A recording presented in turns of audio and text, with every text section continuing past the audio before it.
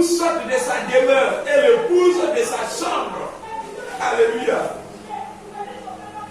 Quand le portique et l'autel pleurent les sacrificateurs, les serviteurs de l'Éternel, c'est l'ami de l'époux. Alléluia. Ce ne sont pas eux l'époux. L'époux, c'est le Seigneur Jésus-Christ. L'époux, ce n'est pas William Branham, mon frère. Alléluia. L'époux, que tu dois aimer par-dessus tout là, ce n'est pas William Branham. L'époux, c'est qui, mon frère? Jésus-Christ. C'est le Seigneur Jésus-Christ. Amen. C'est lui ton époux. Ton époux éternel, c'est lui. Amen. Le frère qui est là, c'est ton époux temporaire. Alléluia. Mais quand tu vas arriver de l'autre côté là, alléluia, il devient mon précieux frère. Ton époux là, éternellement, c'est le Seigneur Jésus-Christ. Alléluia. Tu vas siéger avec lui. Si ça qui était là, quand il va lui faire toutes choses, quand on va revenir dans le millénium. Amen. Un amour plus grand que n'importe quel autre amour, plus grand que tout. Alléluia. Il dit, quand le portique et l'autel pleurent les sacrificateurs, serviteurs de l'Éternel, et qui disent, Éternel, épargne ton peuple, ne livre pas ton héritage à l'opprobre, aux réélis des nations. Pourquoi dirait-on parmi les peuples, où est Dieu? L'Éternel est ému de jalousie pour son pays et il épargne son peuple. L'Éternel répond, il dit à son peuple, voici, je vous enverrai le blé, le mou, l'huile. Ça c'est le message, mon frère. Avec le Saint-Esprit. Tout le Saint-Esprit est descendu. Et vous en serez rassasiés. Je ne vous livrerai plus à l'opprobre parmi les nations. J'éloignerai de vous l'ennemi du nord. Je les chasserai vers une terre aride. Toutes les délos là. Toutes ces façons fonctions-là. Un désert, son avant-garde à la mer orientale et son arrière-garde à la mer occidentale. Et son infection se répandra. La puanteur et l'abomination de sa doctrine. Ça va se sentir. Alléluia. Sa puanteur se lèvera dans les airs parce qu'il a fait de grandes choses. C'est une prostituée, mon frère, avec ses enfants. Elle va à l'église avec des collants. Sa puanteur, ça sent mauvais. Quelqu'un qui veut invoquer le nom de l'Éternel dans le collant, dans la mèche, dans la femme avec une boucle d'oreille, pour se tenir à la chaîne pour prêcher. Une puanteur. Alléluia. Qui vaut soi-disant de Jésus-Christ avec, vous voyez, je vous salue Marie. Une puanteur. Amen. Prostituée. Vous voyez, terre, ne crains point, sois dans l'allégresse et réjouis-toi, car l'Éternel fait de grandes choses. Mais celui qui boira de l'eau que je lui donnerai n'aura jamais soif, et l'eau que je lui donnerai deviendra en lui des sources d'eau qui jailliront dans la vie éternelle. Non, je me dis ça déjà. Amen. Voilà, ça c'était Joël chapitre 2. Vous voyez que nous avons lu verset 1 jusqu'au verset 21. Amen. Vous pouvez lire ça à la maison. Et nous allons lire Jean, comme vous avez dit, Jean chapitre 4, verset 13, verset 14.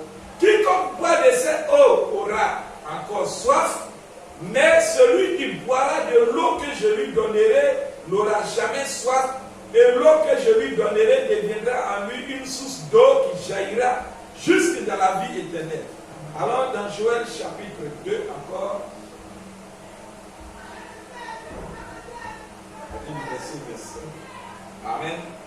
Nous connaissons bien, n'est-ce pas? Ça c'est notre verset phare. Je vous remplacerai les années qu'ont dévoré la sauterelle, le yélek, le azim et le gazam, ma grande armée que j'avais envoyée contre vous. Vous mangerez et vous vous rassasierez et vous célébrerez le nom de l'Éternel votre Dieu qui aura fait pour vous des prodiges, et mon peuple ne sera plus jamais dans la confusion. Amen. Alléluia. Amen. Et Dieu s'en bénit à jamais. Dans la prédication, monsieur, nous voulions voir Jésus-Christ. Monsieur, nous voulions voir Jésus-Christ. Alléluia. Amen. Frère, il y a une base sur laquelle toute l'église de Jésus-Christ est fondée. Alléluia.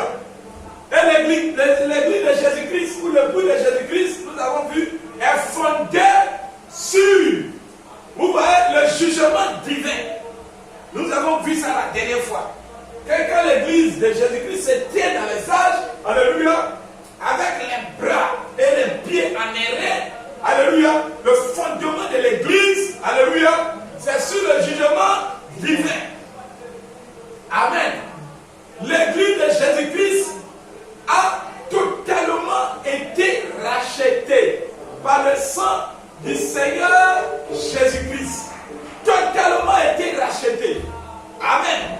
Frère, il n'y a plus d'autre sang qui va te racheter. Amen. Le sang de Jésus-Christ l'a déjà fait. Tout ce qui nous reste, c'est d'accepter cela. Totalement. Alléluia.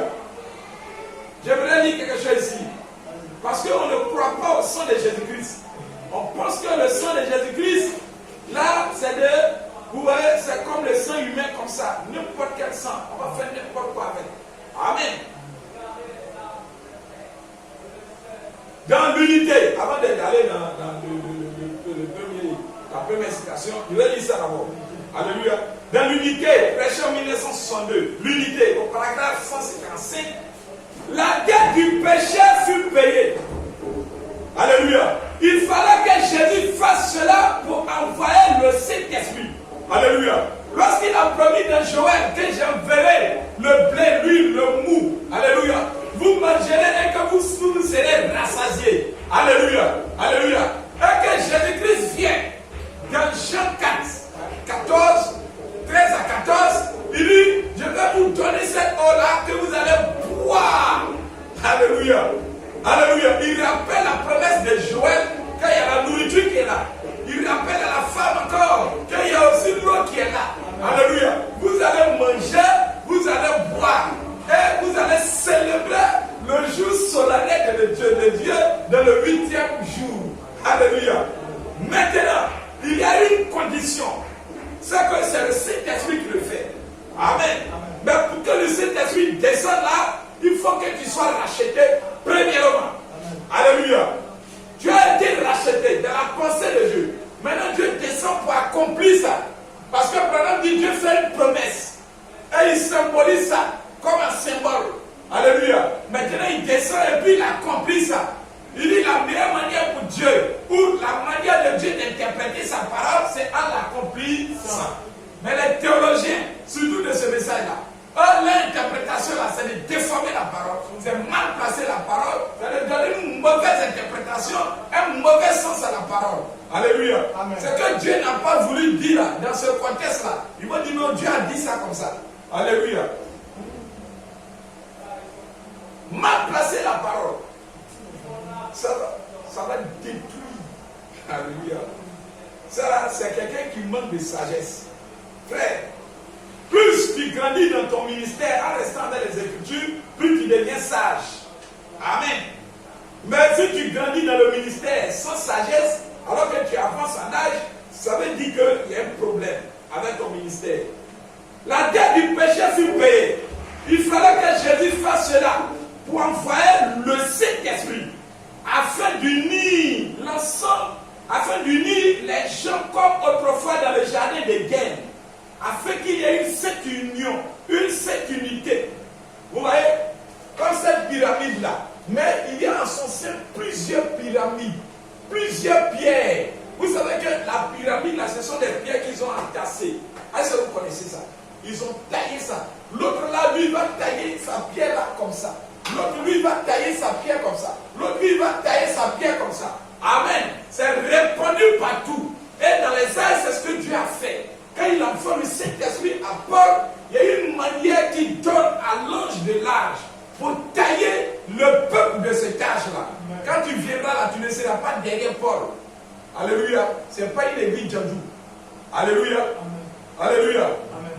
Tu ne vas pas dire non, je vais courir derrière Wesley. Est-ce que tu as reçu la doctrine de Wesley? Non. Ou bien tu vas courir derrière Luther. Est-ce que tu as été formé dans la parole révélée de Luther? Non. Est-ce que ta constitution là, alléluia, Est-ce que c'est ce programme de Dieu là? Amen. Nous sommes dans un nouveau âge. Et c'est la révélation parfaite de tout le mystère de Dieu. Amen. Nous devons être formés dans ce message. Donc, c'est ce qu'on a mis le titre là. On a mis quoi? Régénérer. Régénérer dans la parole. Moi, je vais dire régénérer dans le message. Parce que le message, c'est Christ lui-même. Christ en temps présent. Pas le Christ des Paul, pas le Christ de Luther, pas le Christ de Wesley. Mais nous, c'est tout l'ensemble que nous avons reçu. Amen. Alléluia. La dette du péché fut payée. Il fallait que Jésus fasse cela pour envoyer le Saint-Esprit afin d'unir les gens, comme autrefois dans le jardin d'Éden. La dette fut payée quand Jésus mourut. Cela fut réglé. Il n'y a rien d'autre à faire. Tout est réglé. Alléluia. Si seulement je peux arriver à faire entrer cela. Il dit si seulement. Alléluia. Frère, c'est une grande chose. Que Jésus-Christ, le Seigneur lui-même, Elohim, lui qui ne pouvait pas supporter le péché dans sa forme de Père, il descendit sur une forme de miséricorde. Toute miséricordieux. Une miséricorde parfaite. Alléluia. Un pardon parfait. Manifesté sous la forme d'une chair humaine. Alléluia.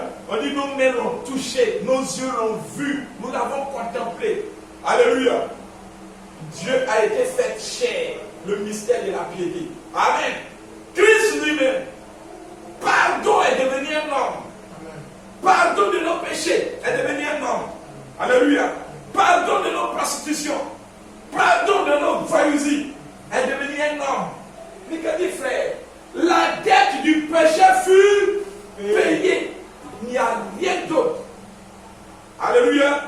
Fut payée. Alléluia. Alléluia. À l'agneau. La dette est payée. C'est pourquoi dans Apocalypse chapitre 5, il remplissait les conditions du Rédempteur. Alléluia. Il remplissait les conditions du Rédempteur.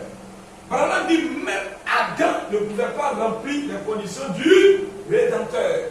Alléluia. Adam ne pouvait pas le remplir. Amen. Adam avait la capacité de suivre son épouse, mais ne pouvait pas ramener son épouse. Alléluia.